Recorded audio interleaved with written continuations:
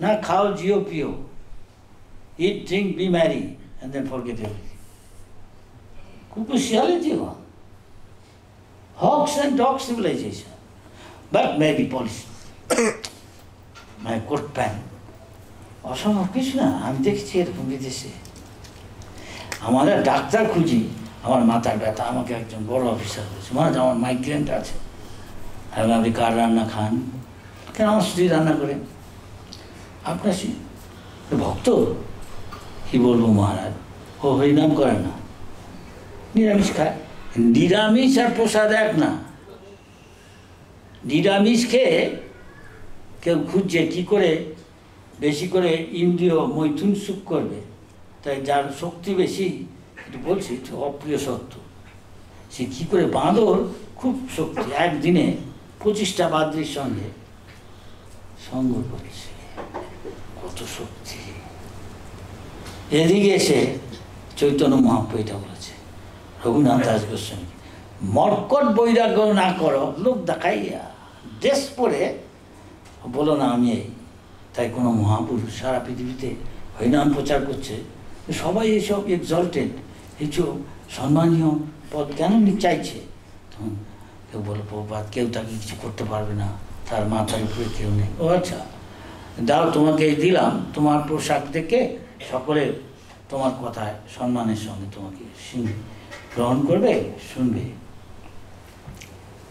একটা কথা বলে দিলাম, মনে রেখো, তুমি এই যোগ্যতা অর্জন করো। এখন যদি যোগ্যতা না করে আমি মনে করি আমি হয়ে গেছি কিছু একটা, তাহলে পরে দেখছে বিপদ। আমাকে এটা রক্ষা করা খুবই কঠিন, শুদ্ধতা। ইতিহাস তাই বলছে। আমি তো দেখছি এখন এখানে ব্রহ্মচারী থাকতে পারে অনেক, ব্রাহ্মণ হয়তো অনেকে আছে দীক্ষা, হ্যাঁ। আমি যদি বলি, আপনি নিজেকে মনে করেন আপনি সম, দম, তপ, শৌচম, জ্ঞান্তি, আর্জবম, জ্ঞান, অভিজ্ঞান, আস্তিকম, এসব প্র্যাকটিস করছে তো? হ্যাঁ, থ্যাংক ইউ। একজন বলছে, এখানে কতজন আছে ধরলাম 250, একজন বলছে, আমি দেখছি ওখানে গিয়ে করছে ভক্তি শাস্ত্রী, হ্যাঁ, পণ্ডিত, ব্রাহ্মণ, ভক্তি শাস্ত্রী। তারপরে কি ভক্তি বৈভব, ভক্তি শাস্ত্রী। কেউ যদি ব্রাহ্মণ হয় তাকে শাস্ত্র জানতে হবে, ভক্তি শাস্ত্রী খুব ব্যবস্থা করে দিয়েছে, করছে। সন্ন্যাসী হতে হয়, ভক্তি বৈভব না আরও বেশি চাই বোধহয় এখন। হ্যাঁ, হ্যাঁ, তো এই শাস্ত্র কেন অন্তত চাই, তার উপরে এসে লক্ষণ আছে আবার। যে না পাই, তা আমি নিজেকে ফাঁকি দিচ্ছি ভগবানের কাছে। ভগবান কি কেউ ফাঁকি দিতে পারে? তার ফল পরে দেখা যায় কি হচ্ছে, থাকতে পারে না। তাই কোনো সংস্থায় হয়তো 50 বছর দেখা গেল কত কে প্রায় কেউই নেই, সব নূতন। যে বুদ্ধিমানের থেকে শিখবে। আচ্ছা, আরো বুদ্ধিমান প্রভুপাদের বই মধ্যে সব লেখা আছে, দেখছে ঠিক ঠিক। এখন আমি এই শুনছি কিনা, আমি চেয়ারে বসে হঠাৎ করে চেঞ্জ করে দিলাম অনেক কিছু, বললেই তো হবে না, সেরকম ফল পাওয়া যাবে না। হয়তো অন্য ফল সংখ্যা বাড়বে। সে রাধারানীকে আমি জানতে চাই, বই পড়ে জেনে নিলাম, বলে তো হবে না। সে হয়তো সময় হতে পারে আমি জিনিসটাকে সহজভাবে নেব। হ্যাঁ, সেটা আগে জানা দরকার, কৃষ্ণকে জানাই কত কঠিন। মনুষ্য নাম সে মনুষ্যকে অন্তত ব্রাহ্মণের মতো মনসম্পন্ন হয়েছে। জিজ্ঞেস করে অর্থাৎ আমি কে, কোথেকে গেলাম, কোথায় যাব। ভগবত বলছে সেই জন্য গম্ভীরভাবে না হচ্ছে সত্যি সত্যি কৃষ্ণ কনসাসকে নিবে না। তো ইসে বঙ্কিমচন্দ্র তার কিসের মধ্যে বলছেন যে কৃষ্ণ বৃন্দাবনের কেন হায়ার ম্যাথামেটিক্স আছে না।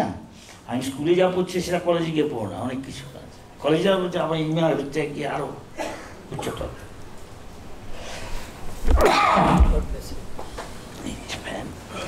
তো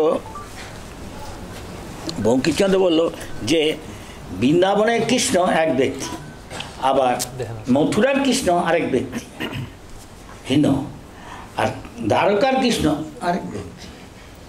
কিন্তু ভক্তিবিনোদ ঠাকুর বলছেন তা নয়, একই ব্যক্তি, একই ব্যক্তি, কিন্তু ডিফারেন্ট রূপে আছে। একটু গভীরে বলছি, সেটা কি না, বৃন্দাবনের কৃষ্ণ এক পাও বৃন্দাবন ছেড়ে যায় না। আর যা ওষুধ টষুধ মারছে সে কৃষ্ণ মারছে না, অরিজিনাল সে 15 বছর ছিল ওরকম। এটা সাধারণ লোক বুঝতে পারে না, জড়জগতের দিয়ে বিচার করে বোঝা যায়।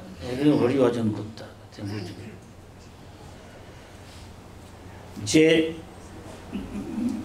মথুরায় যেসব অসুরদের বধ হচ্ছে কৃষ্ণ করছে দেখছে, সেটা হলো বাসুদেব কৃষ্ণ, কৃষ্ণর অনন্ত রূপ।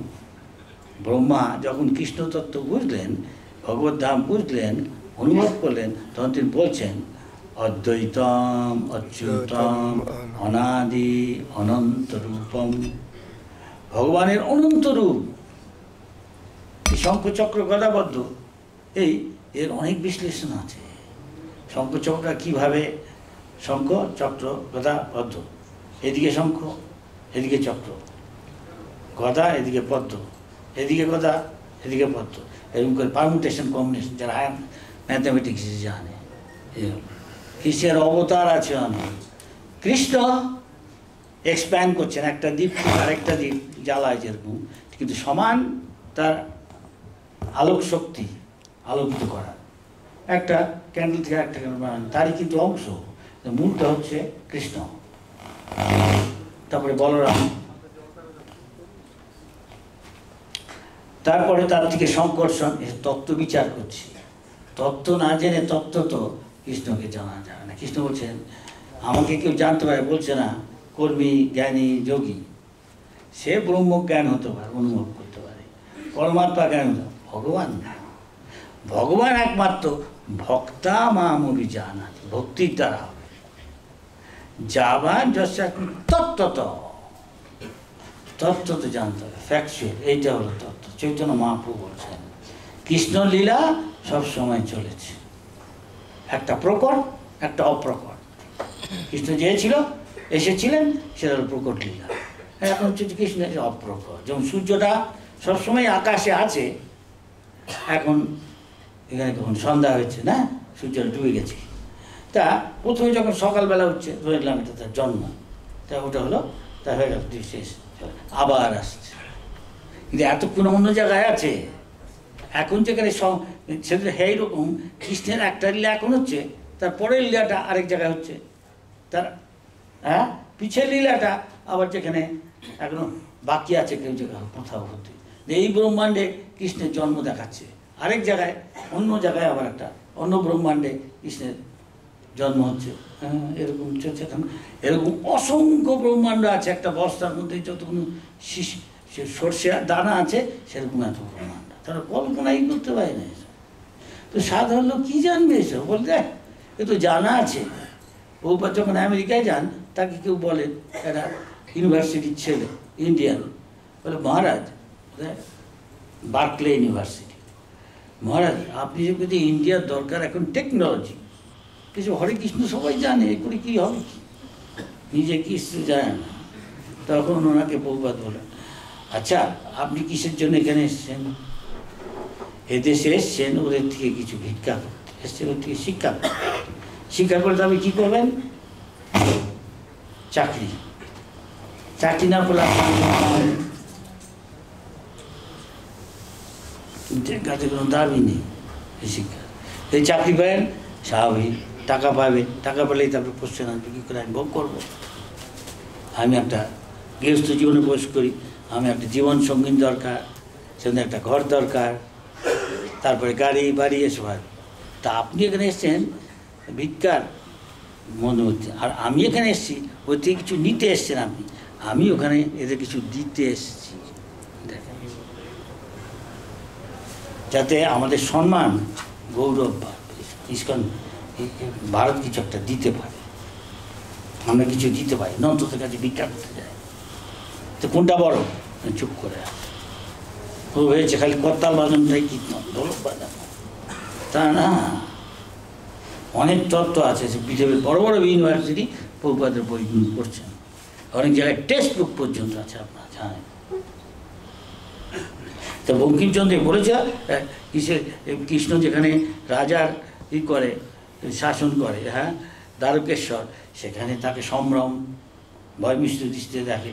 কিন্তু বৃন্দাবনের কৃষ্ণ মানে যে তার সাথে ভক্তদের সাথে খেলা করছে, সে ভক্তরা তার খেলায় হেরে গেলে, কৃষ্ণ হেরে গেলে, কৃষ্ণ পছন্দ করে হেরে যেতে।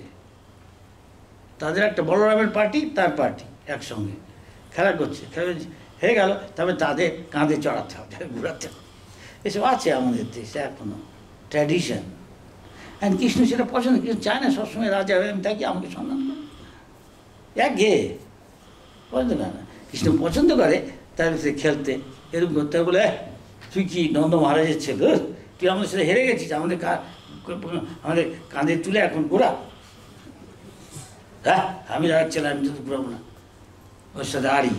হ্যাঁ, কৃষ্ণের সাথে কেউ খেলবি না, কৃষ্ণ এটাই পছন্দ করে। যেমন বন্ধু বান্ধব অনেক সময় হেরে গেল তো কিছু মনে করে না, আবার আরেকজন ও জিতে যায়, আরেকদিন হারে, সবাই আবার মিলেমিশে খেলার পর করে। কৃষ্ণ সেটা পছন্দ। এটা হলো বৃন্দাবনের কৃষ্ণ। শুধু এনজয় করছে, নাচে গায়ে, অন্য দেশের বন্ধু, কোনো কাজ করার নেই। সে 15 বছরই থাকছে সবসময়, এগুলো সাধারণ লোক বুঝবে না। ভগবান সব কিছু করতে পারে, এ ভগবান বলছে এখানে she has got defined potential, তার মানে 12 অধ্যায়ে এসব বলছে। তাই ভক্তিবিনোদ ঠাকুর এরা তার বই ভক্তিবিনোদ ঠাকুর তবে তাকে বলছেন এইসব ভক্তিতত্ত্ব মানে হলো এই, কৃষ্ণ কখনো বৃন্দাবন ছেড়ে যায় না,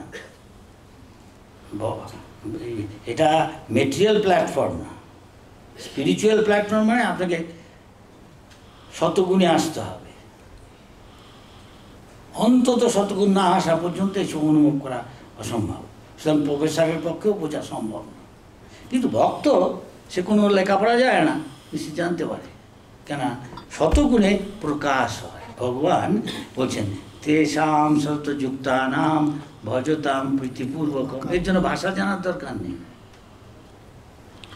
দদামি বুদ্ধি যোগম তাম যেন মাম উপজান্তিতে তেষাম এবানুকম্পার্থম অহং অজ্ঞান জংতমঃ না স্বামী আত্মভাবস্থ জ্ঞান দীপেন ভাস্তা। তার যে অন্ধকার অজ্ঞান সেটা দূর করছে দীপের আলো। হ্যাঁ, এরকম ঘুরিয়ে বলছে, এখানে সোজা বলতে পারে, কারণ আছে, এটা পারমার্থিক জ্ঞান, সে বুঝতে পারে। সাধারণ লোক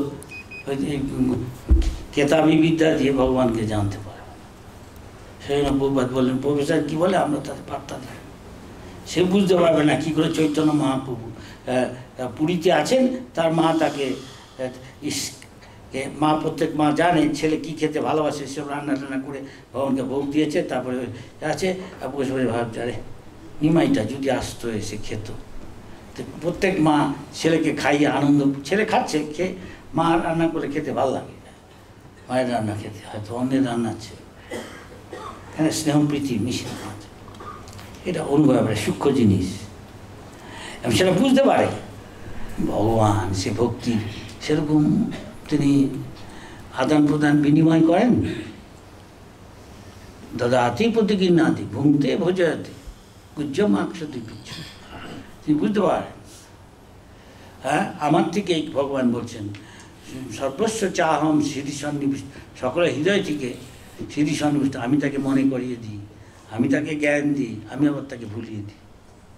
সব কিছু এর থেকে আসছে, আমরা নিজেরাও জানি। পরীক্ষা হলের মধ্যে আমার ভাবছি আমি কী লিখবে, কি মনে আসছে, হঠাৎ আবার মনে এসছে, হ্যাঁ ভাই এটা এই ডাক্তার এসব বিজ্ঞানী সব বলতে পারবে, এটা যদি ধরে নিই সবই সম্ভব। তো ব্রহ্ম ইসে ভক্তি বিনোদ ঠাকুর বললেন ভক্তিতত্ত্বে যে একই কৃষ্ণ কিন্তু অদ্বৈতম, সব গুণই অনেক তার রূপ, কিন্তু তিনি একই কৃষ্ণ।